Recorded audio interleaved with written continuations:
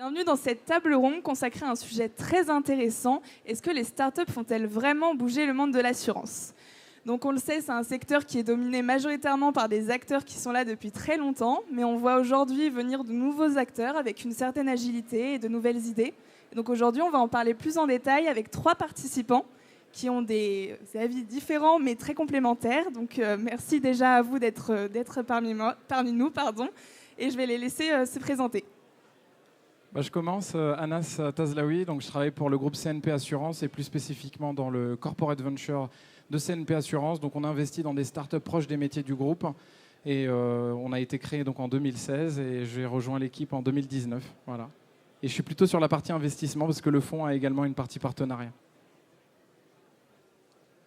Gilles Mazur, moi je suis directeur général adjoint en charge des opérations et de la transformation chez CPMS. CPMS est un courtier délégataire de gestion spécialisé en santé et prévoyance. Donc Émeric Méhu, donc moi je suis le représentant des gentils, les startups. Voilà, donc je vais essayer de témoigner de la façon dont les startups vivent le changement dans l'assurance aujourd'hui. Donc MySophie, c'est une startup que j'ai fondée en 2017 dans l'objectif d'apporter de la transparence, de la compréhension dans l'assurance santé. Et donc on a 2 produits aujourd'hui. MySophie qui est un agrégateur de prestations santé qu'on distribue en marque blanche auprès d'un certain nombre d'opérateurs dont CPMS. Et on a une autre solution qui est une solution de paiement qui s'appelle MySophie Pay et qui permet de payer ses prestations santé sans avoir à avancer les frais, sans avoir à envoyer de facture et donc sans avoir à se soucier des remboursements. Très bien, merci beaucoup. Donc, j'aimerais qu'on commence cette table ronde par un constat global. Et donc, je me tourne vers vous, Anas, du côté investisseur. Vous observez le marché au quotidien. Est-ce que vous pouvez nous en parler plus sur votre constat global, sur vraiment l'impact réel des startups aujourd'hui dans le secteur ? Oui, c'est un sujet intéressant.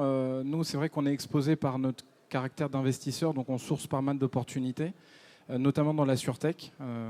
Et notre constat, c'est que quand même ces 10 dernières années, on va dire, on a vu beaucoup de boîtes autour des sujets de la distribution. C'est pas un sujet qui méritait sans doute effectivement d'attirer tous les porteurs de projets. Il y a beaucoup de choses dans la chaîne de la valeur de l'assurance. La distribution est un sujet important. Je pense qu'il y a aussi des moments dans l'assurance, ou notamment au moment du sinistre, où l'assureur apporte une véritable valeur. Et c'est vrai qu'on a vu très peu de projets être portés sur ces segments-là de la chaîne de valeur. Et c'est pour ça qu'il y a eu beaucoup de projets sur le côté distribution ou souscription. Et ça a fait bouger les choses. Je pense qu'un certain nombre d'assureurs, de porteurs de risques et de courtiers ont fait évoluer leur front par l'intervention de start-up dans le marché. Et ça a fait bouger les choses, je pense, sur ce segment-là. Mais on arrive sans doute à la fin de ce cycle où les startups qui sont lancées sur le sujet de la distribution n'ont peut-être pas trouvé un modèle économique viable.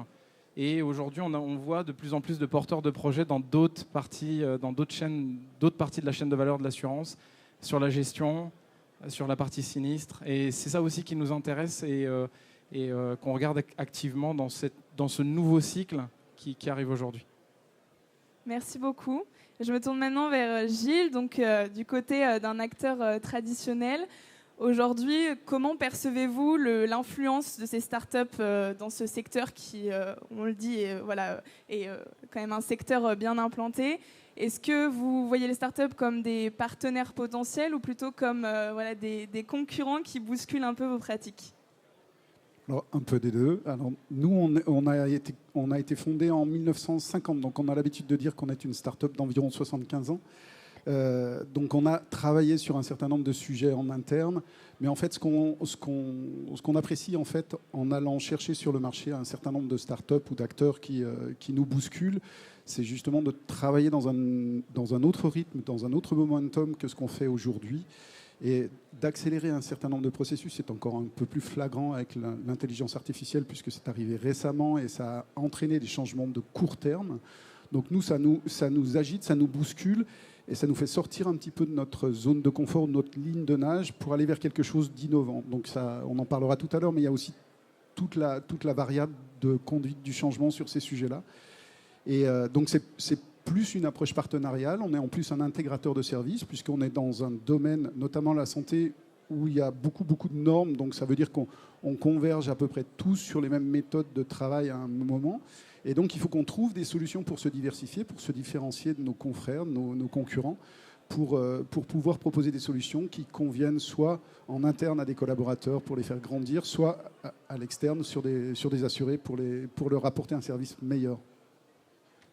Et donc, suite à ces deux constats d'acteurs traditionnels, je me tourne vers vous, Aymeric, du côté start-up.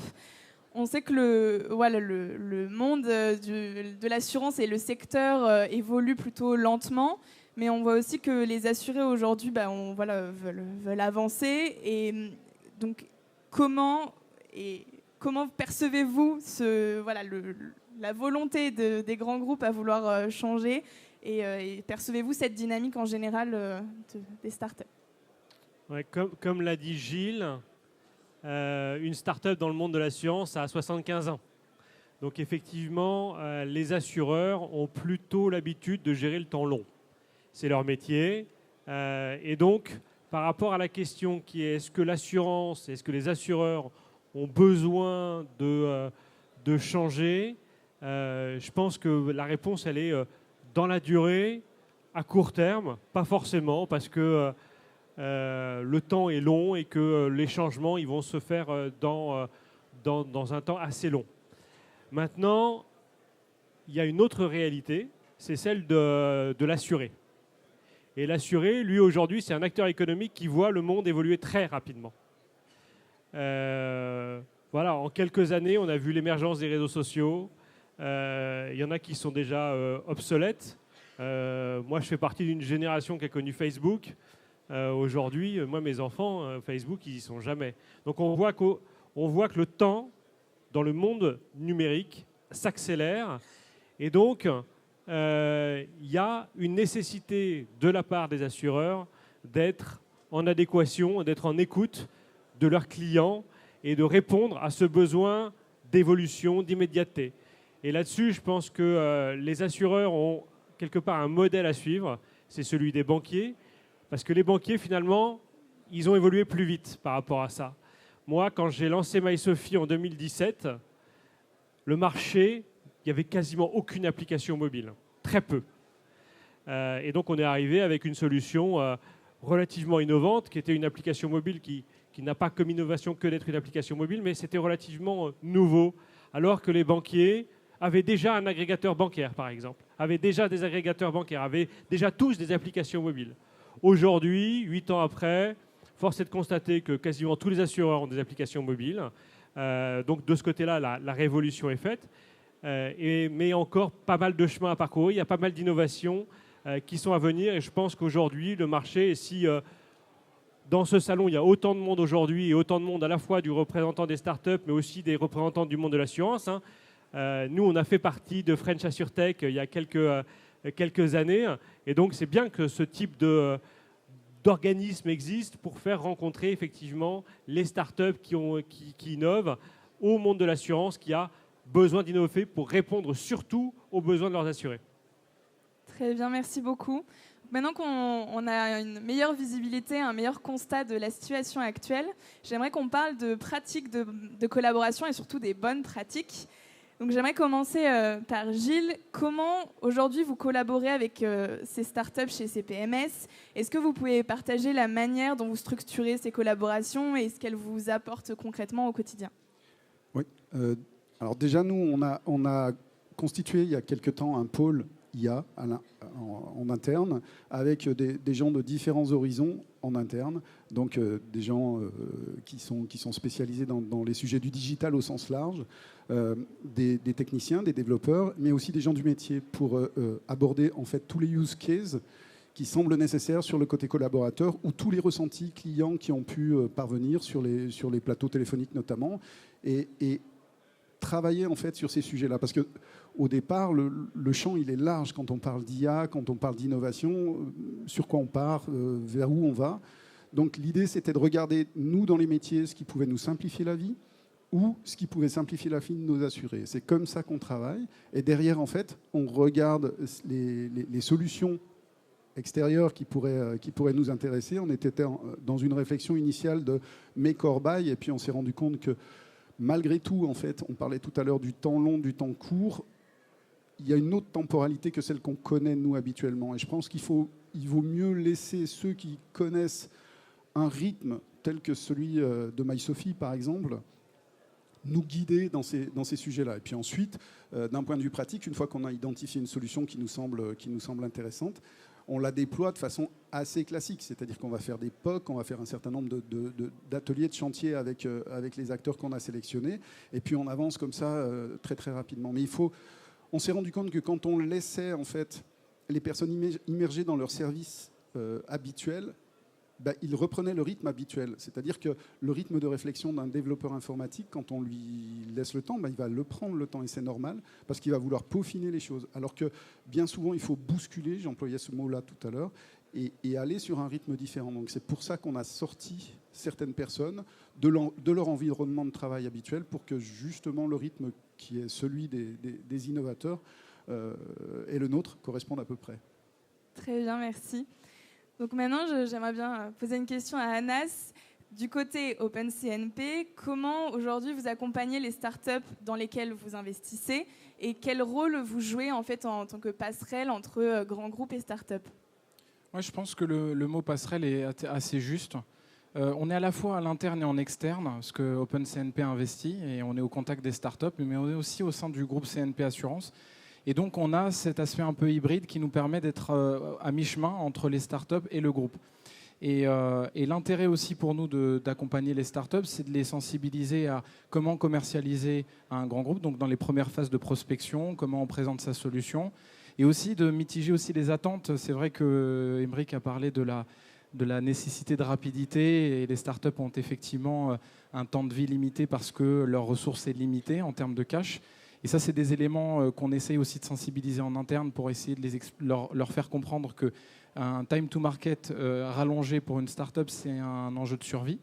Et donc, l'idée pour nous aussi, auprès des startups, de fournir un cahier de bonnes pratiques sur comment adresser un grand groupe et passer les différentes étapes qui peuvent être en France parfois bloquantes dans un grand groupe, que ce soit les aspects sécurité, réglementés. Et c'est encore plus fort pour un acteur comme l'assureur. Un assureur comme nous, et c'est des éléments sur lesquels on les accompagne au quotidien. Un autre élément aussi qui est un peu annexe, c'est aussi la mobilisation d'experts métiers en interne quand la start-up en a besoin sur un sujet spécifique.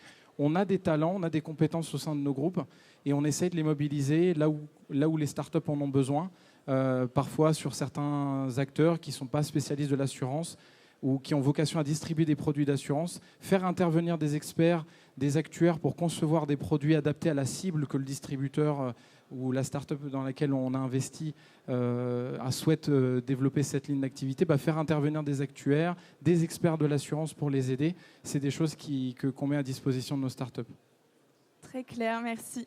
Donc maintenant, je me tourne vers Aymeric. Donc côté start-up, qu'est-ce que cela signifie concrètement de collaborer avec un grand groupe aujourd'hui et quelles opportunités une start-up peut avoir grâce à ça?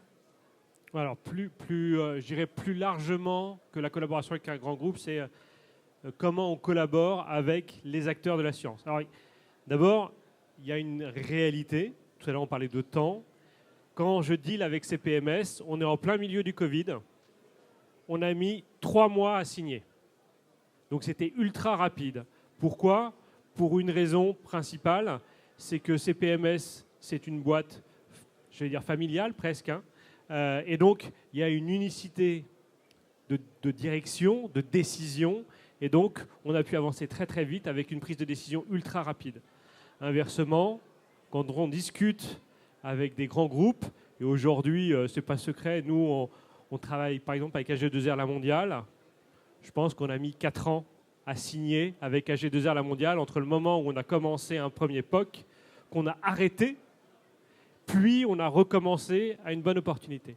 Donc, pour les startups qui sont là et qui veulent collaborer avec les entreprises du secteur, je dirais que la première chose qu'il le faut, effectivement, c'est beaucoup de patience, parce que effectivement, ça prend du temps. Donc, il faut quand même un peu d'argent pour avoir de la patience. Merci Anas. Et merci les fonds. Et notamment, il y a pas mal de CVC aujourd'hui. Effectivement, c'est des fonds qui aident quand même bien les startups à travailler avec avec les grands groupes auxquels elles appartiennent. Donc c'est de la patience, de la résilience, parce qu'effectivement, comme je le disais, je prenais le cas d'AG2R La Mondiale, on lance, on a tourné pendant 15 mois avec AG2R La Mondiale, et au bout de 15 mois, ils nous ont dit « bon, on arrête ». OK, on est reparti 1 an après pour le développement de la solution qui s'appelle Côté Santé aujourd'hui, qui est l'application du groupe AG2R La Mondiale. Et puis là, donc patience, résilience, et la troisième chose pour travailler efficacement avec les entreprises du secteur de l'assurance, c'est qu'il faut identifier le bon sponsor. Et ça, c'est très très compliqué. Ça peut être l'innovation, mais souvent l'innovation seule, si elle n'emmène pas le métier, si elle n'emmène pas la sécurité, si elle n'emmène pas l'informatique, si elle n'emmène pas la relation client, si elle n'emmène pas le commercial, si elle n'emmène pas... elle ne va pas y arriver non plus. Donc en fait, il faut vraiment trouver le bon sponsor, que quelqu'un croit à mort en ce que vous faites, et va le porter pour que vous emportiez effectivement l'adhésion au sein de l'entreprise. Et tout à l'heure, je prenais l'exemple de CPMS, où effectivement, on avait emporté l'adhésion d'Eric Dana, qui est le président de CPMS, et donc ça a été un accélérateur pour signer très très vite, 3 mois pendant le Covid, j'insiste sur ce point-là. Mais inversement, ça nous est arrivé de travailler avec des courtiers. Le dirigeant y croyait à fond, mais pas ses équipes. Et donc, au bout de 6 mois, le projet a capoté. Voilà, donc il faut non seulement trouver le sponsor, mais il faut que derrière, effectivement, comme je disais, il emmène collectivement son équipe pour que vous puissiez en mettre en place votre innovation.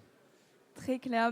Justement, ma prochaine question, c'est sur l'exemple concret de MySophie, puisqu'aujourd'hui, vous êtes tous les 3 dans cet écosystème à des positions différentes. Et je voulais savoir en quoi cette innovation illustre-t-elle vraiment la capacité des startups à transformer aujourd'hui l'expérience des assurés et le monde de l'assurance. Moi, je vais y répondre parce qu'on est investisseur chez MySophie.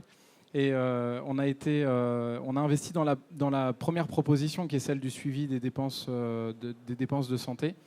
Et à l'époque de l'investissement, quand on avait monté le dossier d'investissement, j'ai été quand même assez choqué lors de notre benchmark de voir que la plupart des assureurs et des courtiers avaient des applications, mais qu'ils étaient extrêmement mal notés. Les commentaires étaient catastrophiques. Et à l'époque, on s'était dit, mais il y a quelque chose à faire. Et MySophie avait déjà commencé à le faire dans une approche très directe en ayant développé une application B2C pour prouver directement la valeur aux assurés. Les assurés pouvaient donc se connecter dans l'application MySophie, leur compte Amélie et Mutuelle, et avoir un suivi clair dans une expérience très agréable de leur suivi dépenses et remboursements de santé, à la fois personnel, mais aussi de la tribu et de la famille. Et on a vu l'émergence de cette solution. Et on a vu aussi MySophie a multiplié les conversations avec les acteurs et ça a fait bouger les choses. Parce qu'aujourd'hui, quand on va sur l'App Store et qu'on regarde les applications des courtiers ou des assureurs, les notes sont beaucoup, beaucoup mieux. Et certaines d'entre elles sont accompagnées derrière en marque blanche par MySophie.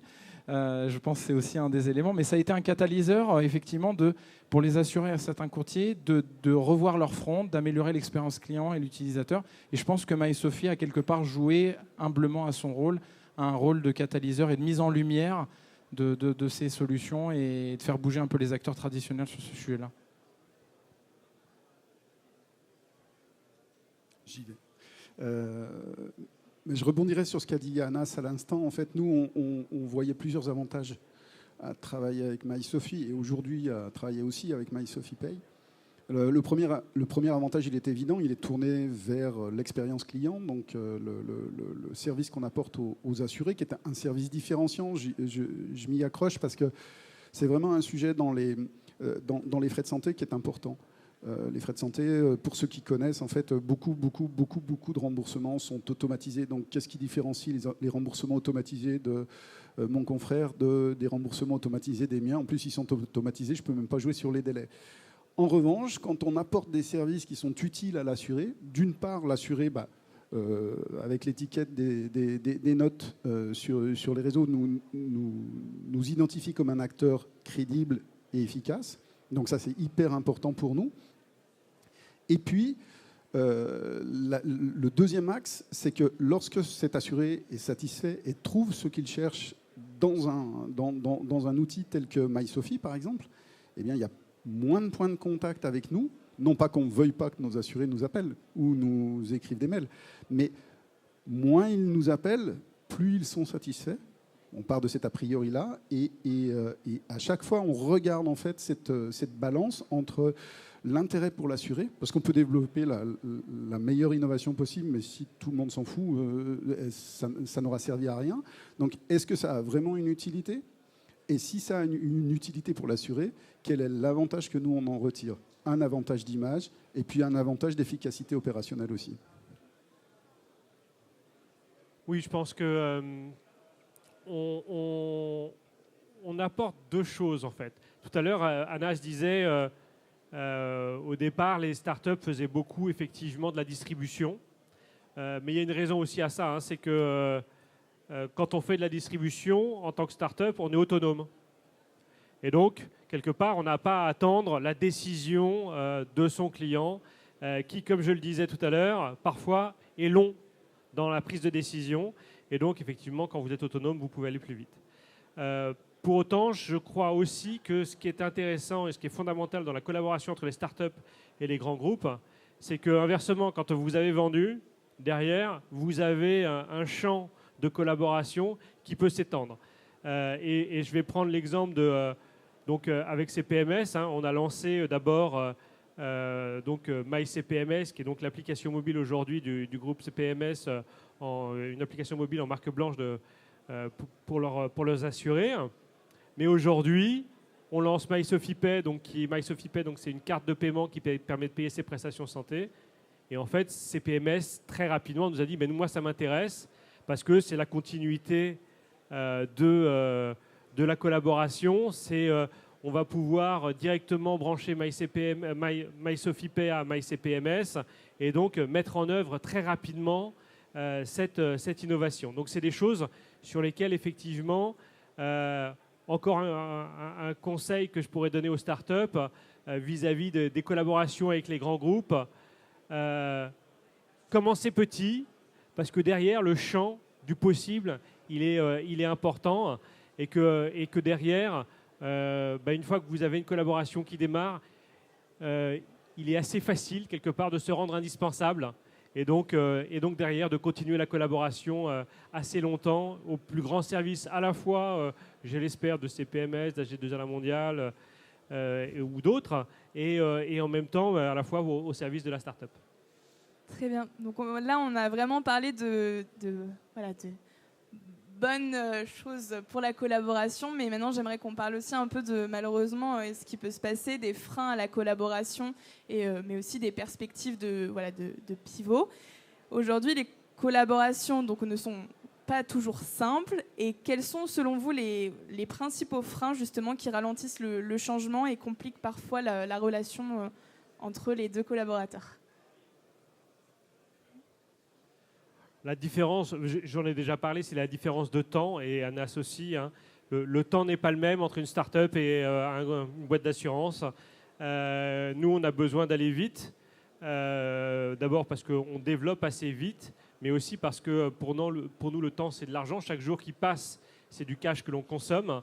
Et donc, on a besoin d'aller assez vite. Et c'est vrai que le temps de décision des entreprises d'assurance peut être un élément différent. Voilà, ça c'est le premier. Et puis après, je l'ai aussi évoqué tout à l'heure, c'est le fait il faut réussir à trouver le bon relais. Et ça, c'est pas toujours simple. Trouver la bonne personne qui va pouvoir vendre votre projet, vendre votre solution au sein du groupe, qui y croit et qui va y croire suffisamment pour emmener l'adhésion du plus grand nombre. Alors, côté CPMS, moi j'identifie plusieurs, alors je dirais pas des freins, mais plusieurs étapes qu'il faut franchir, plusieurs haies qu'il faut sauter. La première, c'est peut-être le décalage technologique. Dans les métiers de l'assurance, on est beaucoup à travailler sur des outils de liquidation de prestations qui sont un peu datés, qui sont un peu vieux, sur lesquels on a mis un certain nombre de couches de développement et qu'il faut aller forer pour comprendre la source de tout ça. Donc ça peut aussi réclamer un certain nombre de points d'attention qu'il faut avoir en tête par rapport au rythme et au décalage de rythme qu'on parlait tout à l'heure. Le deuxième, c'est pareil, les métiers de la santé et de la prévoyance sont des métiers très très réglementés. Donc on est très embarqué sur les sujets d'évolution réglementaire. On ne peut pas y couper, donc il faut qu'on travaille et qu'on développe sur les sujets réglementaires. Et de temps en temps, on doit changer nos priorités parce que justement, la réglementation a évolué. Il y a des réformes assez régulières. Donc la réglementation évolue, donc ça veut dire qu'il faut qu'on fasse bouger nos bases et ça prend la priorité en fait. Le troisième, c'est une réflexion culturelle dont je parlais tout à l'heure. En fait, on a des personnes qui travaillent dans l'entreprise qui ont, pour certaines, jusqu'à 40 ans d'expérience d'une certaine manière de travailler. Et donc, il faut accompagner le changement. Ça n'est pas qu'un changement technologique, c'est vraiment un changement de culture dans l'entreprise. Quand on rentre une solution, mais Aymeric l'a dit tout à l'heure, hein, quand les équipes adhèrent pas, le projet, il est mort, en fait. Et donc, même s'il est bien, il est mort. Donc, ça, c'est pour moi le troisième. Et puis, je pense qu'il y en a un quatrième, c'est on travaille sur de la donnée sensible, c'est de la donnée santé. Et donc, c'est toute la notion de sécurité des données. Lorsqu'on fait appel à un acteur externe, il faut nécessairement que le projet soit conçu en privacy by design ou bien en security by design, ou plutôt les deux d'ailleurs, pour s'assurer que la donnée qu'on nous confie est bien intégralement préservée, même si on s'adosse à des solutions externes à notre dispositif. Et donc, suite à ces freins que vous avez pu, voilà, comme des haies, comme vous disiez Gilles, à sauter, est-ce que vous diriez quand même que la dynamique et la collaboration restent positives, et quelles perspectives vous voyez pour l'avenir de ces collaborations? Oui, alors moi je pense qu'on est au début du changement de ce que les startups peuvent apporter au monde de l'assurance. Il y a des acteurs qui sont nés il y a 7-8 ans qui aujourd'hui commencent à prendre des parts de marché significatives. Pendant quelques années, moi j'ai vu le marché les regarder en souriant. Aujourd'hui, je pense à un acteur, et je pense que tout le monde le comprendra, vient de prendre 3 ministères. Je pense qu'effectivement, c'est de nature à faire bouger les choses. Je pense qu'aujourd'hui, le marché prend conscience que des acteurs qui, en l'occurrence, celui-là, il couvre toute la chaîne de valeur de l'assurance. Hein, il est assureur, il gère, il a sa propre expérience utilisateur, il a des équipes ultra formées, ultra compétentes, il a ses propres modes de fonctionnement d'ailleurs, internes. Et donc, je pense que c'est de nature aujourd'hui à faire réaliser au marché qu'il faut bouger.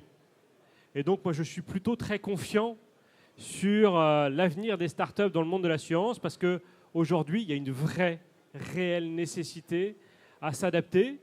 Sinon, je le pense, le marché va être largement rattrapé par des acteurs aussi innovants que celui-là. Et il y en a d'autres. Hein, je pense à des acteurs comme Achille qui travaillent aussi pas mal avec le marché, en l'occurrence, mais qui sont de nature à faire bouger les choses.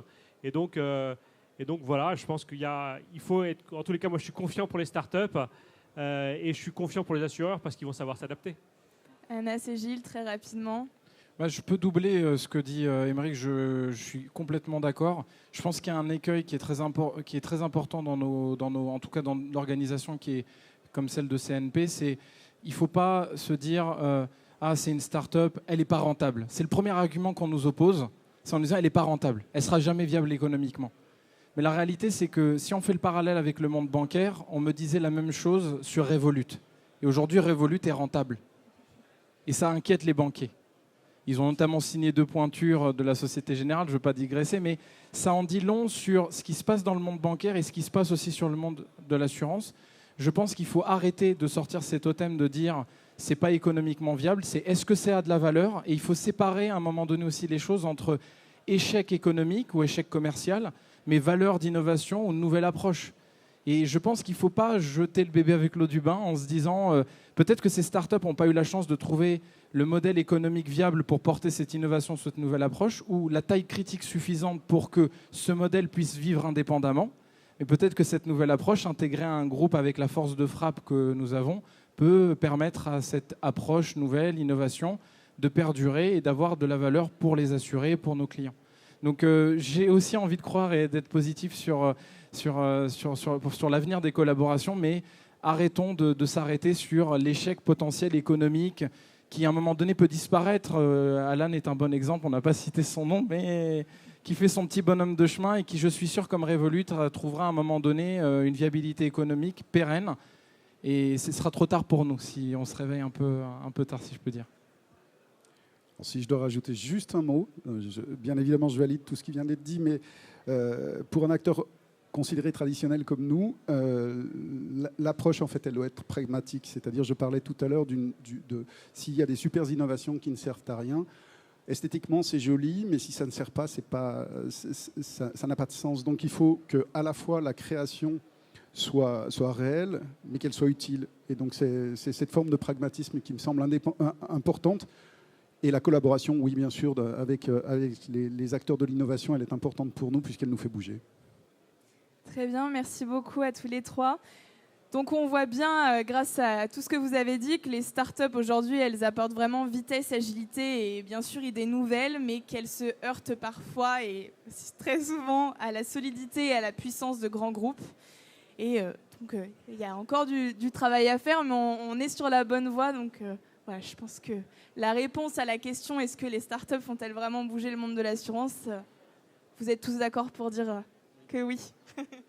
Très bien, merci beaucoup à vous trois. Est-ce que vous avez des questions pour nous, pour l'un des interlocuteurs devant vous? Tout a été très clair. Tout le monde voulait avoir la réponse à la question et tout le monde l'a eu.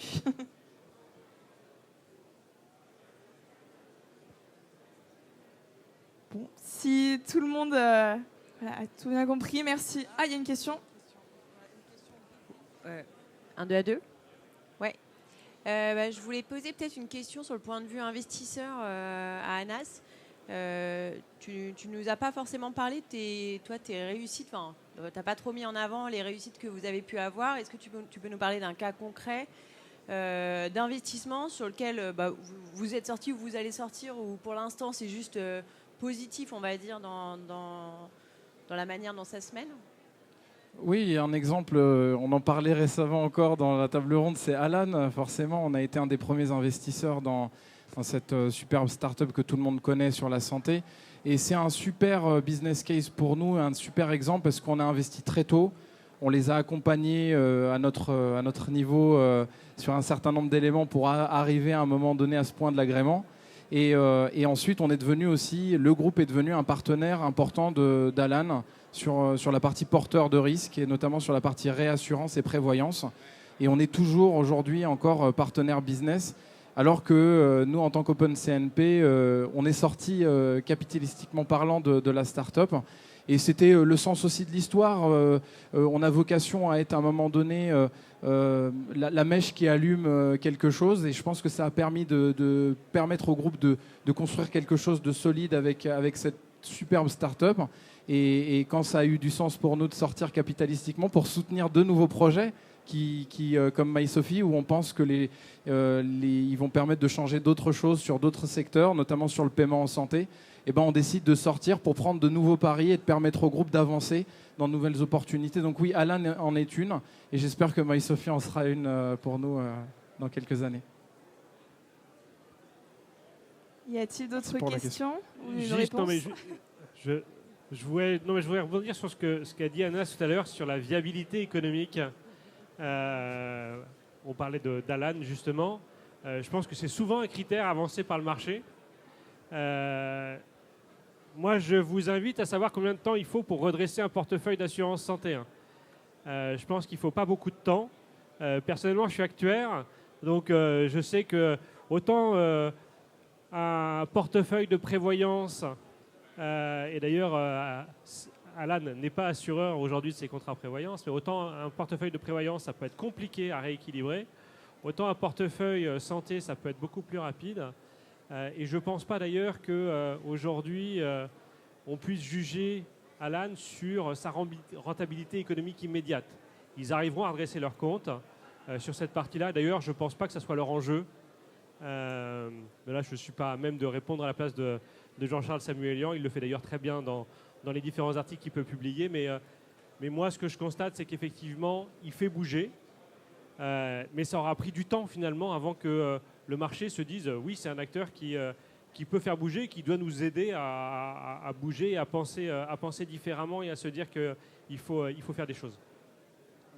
Non, c'est clair, il faut prendre au sérieux les initiatives qu'il y a sur le marché. Alan a trop longtemps été sous-estimé. Et puis il y a un point de bascule. On ne sait jamais à quel moment il arrive. Et à un moment donné, on sent que le marché, que les gens, l'opinion a changé. D'un coup, non, c'est une super start-up. Non, mais il faut faire attention à ça parce que je pense que c'est un écueil qu'on constate encore aujourd'hui avec des boîtes qui se lancent en se disant non, mais c'est pas rentable, c'est pas viable économiquement. Mais il y a un intérêt, comme le dit Gilles, s'il y a un intérêt, une valeur, que ce soit pour les collaborateurs en interne ou en externe vis-à-vis de nos clients ou de nos assurés, la valeur, elle est là. Et elle va à un moment donné être monétisée. Et puis j'aurais un autre exemple. Moi, j'ai connu Amazon quand c'est arrivé, librairie, pendant des années. Ça perdait de l'argent et tout le monde marchait dedans. Chaque fois que Jeff Bezos parlait, tout le monde rigolait en disant mais il perd de l'argent. Voilà, c'est tout ce que je voulais dire. Je pense qu'on sait bien où on est à AWS aujourd'hui. Merci beaucoup. Et donc faites attention à toutes les startups qui sont présentes sur le salon parce qu'il y a la perle rare parmi nous peut-être dans le salon. Merci à tous les trois d'avoir pris le temps et merci à vous d'être venus.